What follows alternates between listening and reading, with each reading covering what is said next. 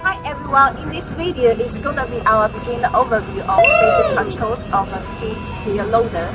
We are using ZOOMLION ZOOMLION today. It looks really smart and flexible. It can work in narrow space, which replaces manual handling, slack cleaning, crashing, and so on. It saves labor costs, reduces safety risks, and ensures the progress of the construction period.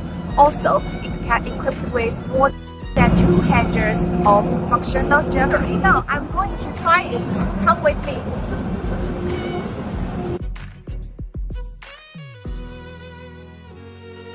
Okay, after you're in, sit back first. Can't stress how important it is. So with these skid steers generally, you have local safety bar. There are either two flaps on some of the bigger ones, or these are just, it almost look like a roller coaster. So if I turn this key and just hold that, it's going to start.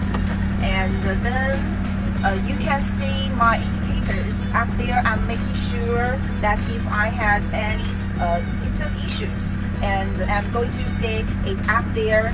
Okay, when I step on these two pedals, and where your right is your bucket, this is the bucket, and your left is for your lift up, and also this is the throttle. When I use this throttle, you can actually make it accelerator, which is kind of cool, and this can control the speed. And when I hit that, you hear the engine go up. Yeah, this is the engine sound, and you can hear it. The left is your lift up. If I step this pedal right now, it's gonna raise the lift arm up.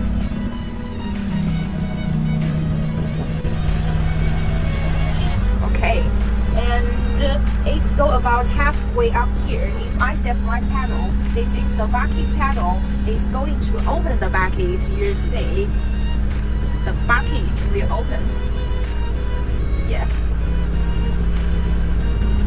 And when I step this left pedal, I'll put the lift arm down.